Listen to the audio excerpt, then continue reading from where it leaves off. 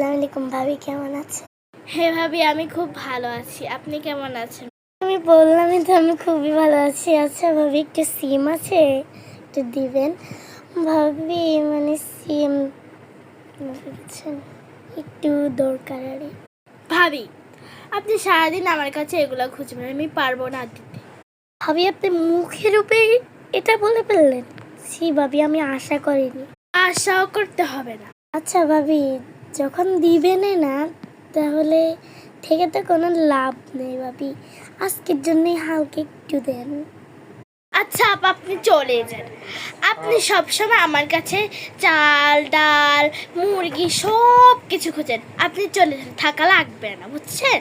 ভাবি পরে আমার কাছে আসবেন, আমি দিতেও পারবো না, কিছু করতেও পারবো। আপনার কাছে আমি কোন দিন খুঁজতে গেছি আপনি দেখছেন?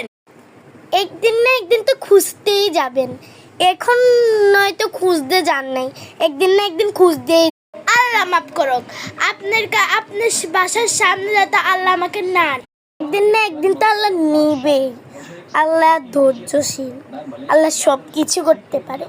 একদিন না একদিন আমার পায়ে যাই ধরতে। আপনি এটা কি বললেন? আপনি বাইর হবেন, গেট আউট। বললাম কোনটা ভুল না বললাম? ডাল খেয়ে তুই আমার মুখে মুখে কথা বল। আচ্ছা আপনি চাল ডাল খেয়েছি সেটা বাদ দেন, আপনি আমাকে ঘর করে দিয়েছেন, আপনি আমাকে বিছনা কিনে দিয়েছেন, সব কিছু আপনিই করেছেন। আপনি আমাকে এত বড় বাড়ি করে দিয়েছেন, হ্যাঁ আপনি করেছেন আমাকে।